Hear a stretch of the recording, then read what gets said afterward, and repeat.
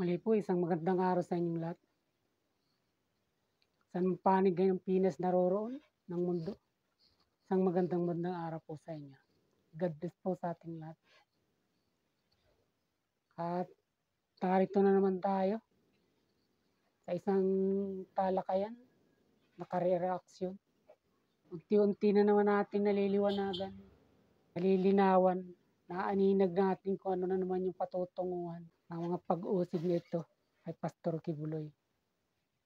Lumilitaw, nakikita natin na si Pastor Kibuloy pala, ito ang tagasalo ng galit ng mga kritiko ng administrasyon kay Duterte. Kaya ito hindi nilulubayan sa pag-usig. Magsimula sa kanyang TV station na SMNI, halos 4 na buwan na itong dinidinig sa Kamara. At dito sa Senado kay Senator Santiveros. At idagdag pa yung sa DOJ. May sinampang kaso ni Secretary Crispin Remulla. Ito yung mga kaso na human trafficking at saka itong child abuse. At yung rape yata idadagdag pa. At may isa pa. Yun namang sa US na kaso nito. At mainit na nga ang usapin dito na FBI mismo ang mag-iimbestiga na kay Kibuloy. Natutuklasan natin sa unang arangkada pa lang ng hearing na ito.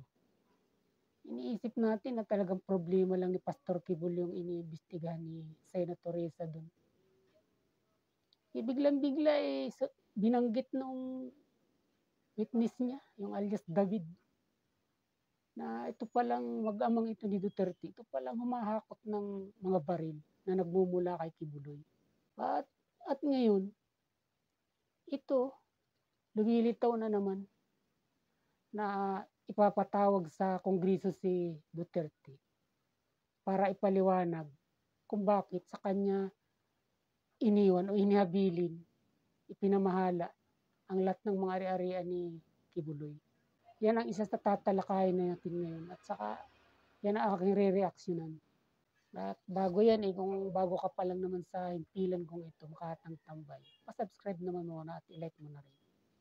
At yung munting kalimbang na narin, pakiso yung tututin mo na rin. At kung may bago ako mga upload, siyempre, lagi mo na rin itong mapapanood. Okay. At dun nga, nakikita natin, unti-unti lumilinaw, nababanaaga natin.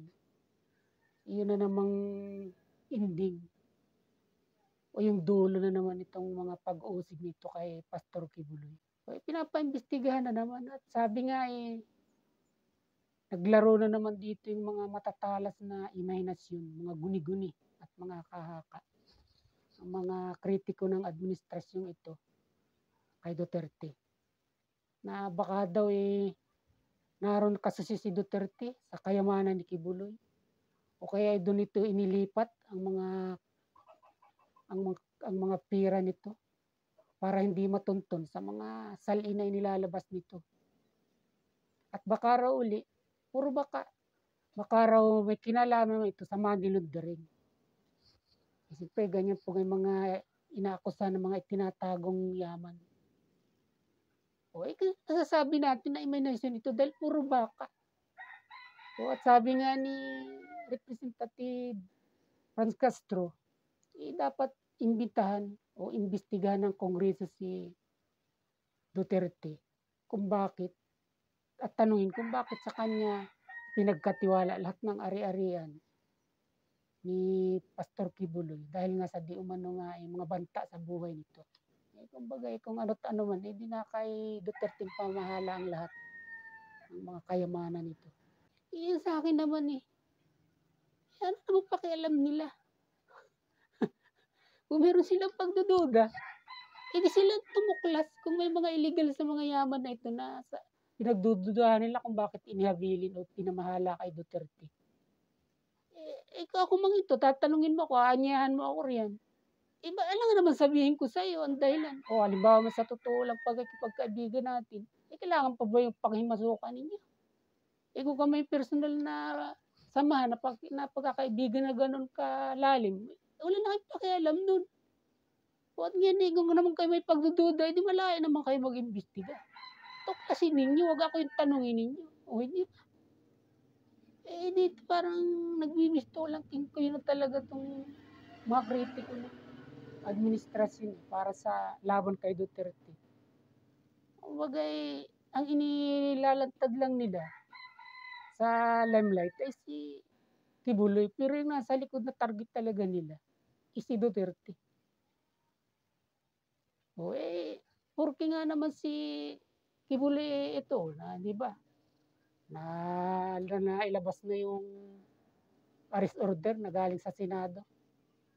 Pero nasabi ko nga ito noon na dumalo si Kibuloy, hindi para tanggapin yung paanyaya ni Hontiveros na pumunta sa Senado, hindi para dumalo, tanggapin yung imbitasyon sa kanya ni Senator Hontiveros sa investigasyon isinasagawa nito laban sa kanya.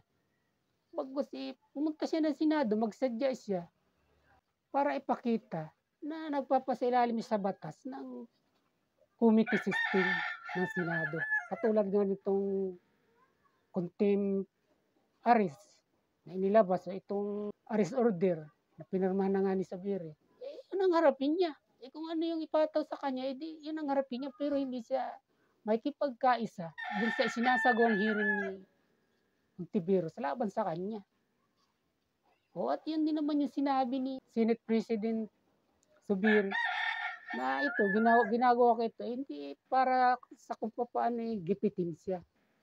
Bagkus gipitin si Kibuloy. Bagkus ito talagang gusto lang nating panatilihin, sabi ni Zubiri, gusto lang nating panatilihin yung committee system ng Senado. Kaya siya pumirma ng arrest order. At yun ang dapat ding harapin ni Kibuloy para sa akin. Pupunta siya ron hindi para pagbigyan ang panawagan ni Hontiveros na dumalo nga siya sa hearing na sinasagawa nito laban sa kanya. Pagpakulong siya ron hindi naman matagal yung pagkakulong mo ng isang contempt pag yun ay pinataw sa iyo. At pagkatapos nga niya na sa tingin nila waring nangyari na yung gusto nila. Ayan na nga, may warrant of arrest na si Kibuloy. Ang gusto naman nilang isunod at silipin at bigyan ng problema si Duterte. Ito nga, gustong imbestigahan sa Senado at tanungin kung bakit nga sa kanya pinamahala yung mga ari-arian ni Kibuloy. Yun nga, pero kung mas marunong pa sila, ba't nakikialam sila? Pag talaga yung pagdududa sila at pwede naman nilang gawin, silang tumuklas. Bakit si Duterte ang tatawagin nila at iimbitahan sa Kongreso para tanungin ukol dito? Ang sa ating nakikita rito, sasabihin na naman nila in the legislation kung hindi si Duterte dadalo sa kanilang pag-imbita. At siyempre, sabihin na naman nila, nobody's above the law. Kaya kailangan aating ka, dadalo ka sa hearing na gustong isagawa para sa laban sa iyo sa pagtatanong na gagawin ng Kongreso. Kinalaman nga dyan sa mga ari-arian ni Kibuloy. Nakikita nga natin na talagang yun na namang dati. Yung pattern nila. Na pagkatapos, lagyan ng isang pabalat, ang isang makinis na pabalat, pag binuklat mo, yung loob ng pabalat, iba naman pala talaga yung mga nakatala doon o yung mga kwentong naroroon kumpara doon sa nasa pabalat na nakikita mo at nababasa. At ganyan ang nakikita natin at ginagawa ng Kongreso kay Duterte.